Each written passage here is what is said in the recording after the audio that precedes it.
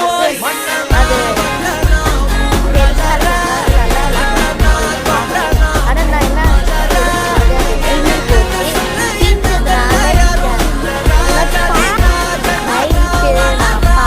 சாப்பிடுவேன், நாளைக்கு பாதி சாப்பிடுவேன் காய்ஸ்.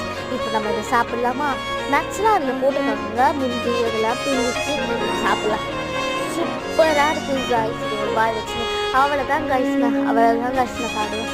சூப்பராக இருக்குது. பாய்.